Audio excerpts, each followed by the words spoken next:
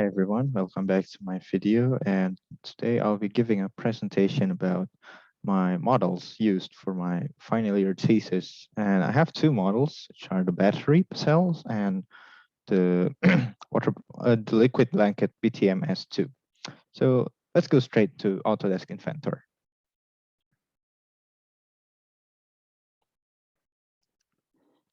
So now we can see that there's a battery model here. And if we look at the sketch, we can see the dimension of the battery. So the battery I use is 18T6550 lithium ion NMC.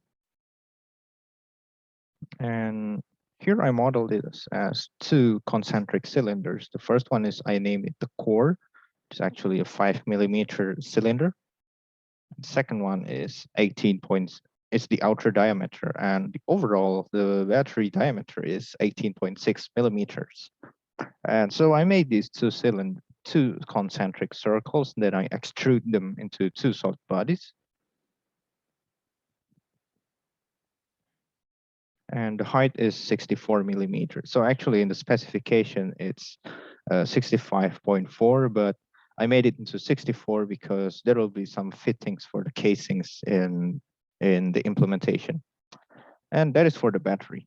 And second one, for the tube, here is a glimpse first. So you see there's a tube with some sinusoidal or wavy internal channels here. And there are some parameters that I made here. So let's go into sketch.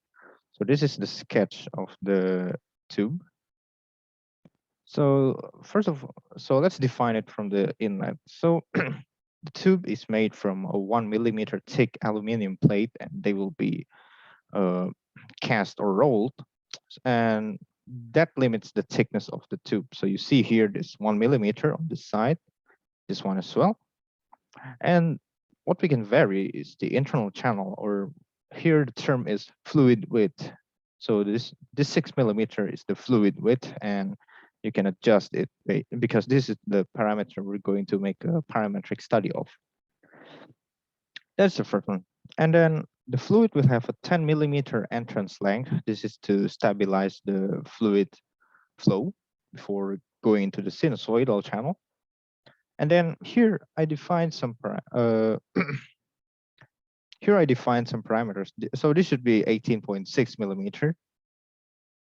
This defines the battery diameter. So, but we're not going to place the battery here. So this is just half of the turn we're going to make. So to make it easier, so the tube is going to turn for a half, and then here from this point to this point, it will wrap the battery. And there are two important parameters here. The first one is the center line. So what does center line means? So let's start from here. The battery is put here in the center of it. It has a diameter of 18.6, and the fluid thickness 1mm, and then add half of that fluid width we defined before. So again, the battery diameter, the tube thickness, and half the fluid width. So that is the central line. So what it really defines is actually the distance between the centroid of the battery and the central line, or the mid plane of the tube. So imagine the tube has the middle plane reference. So that the distance between them two is the central line. So here central line is 22.3. So basically it's 18.6 plus 1 plus 6 by 3. 6 by 2 is 3, which comes up to 22.3. Again, this should be 18.6. I forgot to update it. So this should be 22.6.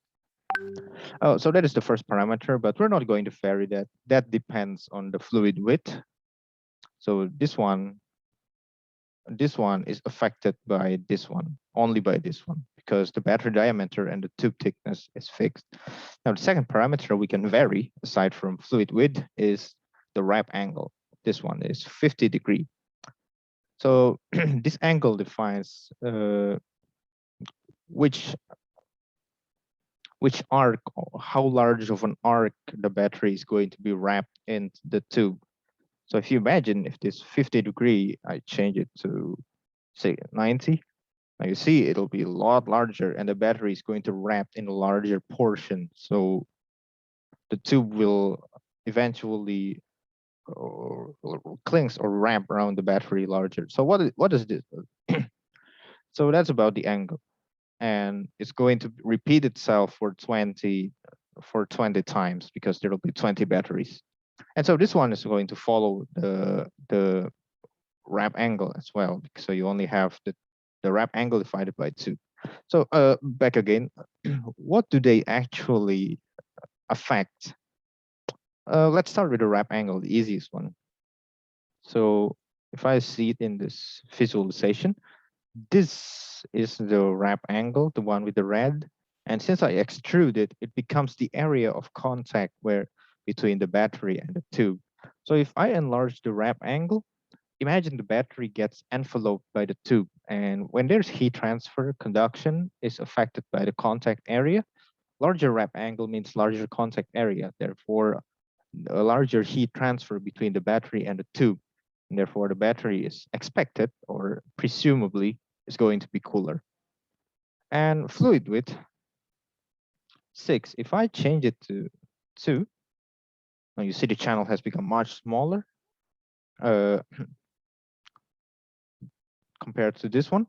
And what does it actually affect is the fluid flow. So if you know, so you recall that Reynolds number is a parameter, it's a dimensionless parameter that defines the behavior of the fluid. So if we, for the same mass flow rate, so the boundary condition is a constant mass flow rate, and assuming incompressibility of water, the debit is going to be the same as well. For the same debit, if we reduce the area, so the height is the same, 60. Okay, so for the height is 64 minus 2 millimeters here. The height, the top portion, top portion and the bottom portion of the tube is 2 millimeters combined. So the height is 62 millimeters, and 62 millimeters is a constant height. And if we change this, the area will change. And for the constant debit, the velocity will change. And this change of velocity combined with the change in the hydraulic diameter affects the Reynolds number. And long story short, this will affect the water convectivity coefficient, and therefore is expected to increase heat transfer. All in all those parameters combine and extrude. I didn't use extrude here, I use sweep. So I made two sketches here. The first one is the path. If we zoom in a bit, this is the sketch part that I showed you earlier, but I only made the middle part. So I only made the center line.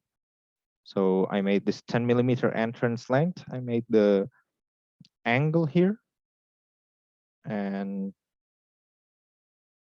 so on and so forth. So this is the center line, and this is the wrap angle. And I made it a repeated pattern for 20 times. So this is the last pattern, and this is half of the exit, and then the exit is also 10 millimeter to stabilize the flow. That is the path. And then for the profile of a sketch to be swept is only two concentric square. Now you see this is the fluid width we can adjust, and this is the tube overall width, which is the fluid width plus 2 of the tube thickness. And this is the overall height of the tube, and this is the height of the channel. So I use sweep, and the profile to be swept is these two concentric rectangles, and the path in which it is swept is this sketch. So that is the overview of the tube, and the combination will be like this. So the batteries are joined in a pattern. So I joined this first battery and the second battery first into the wrapping angle. Let's see if we can delete this first to show you a bit more. Now you see it made contact here.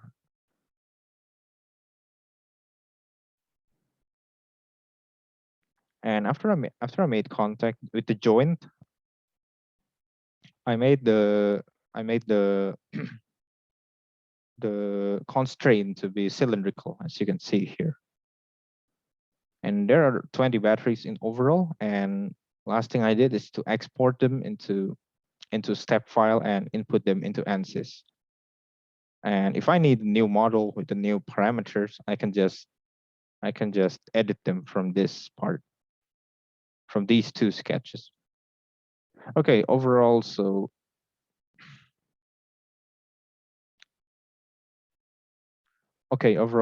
that's the overview of my models for this final year thesis. Thank you for watching.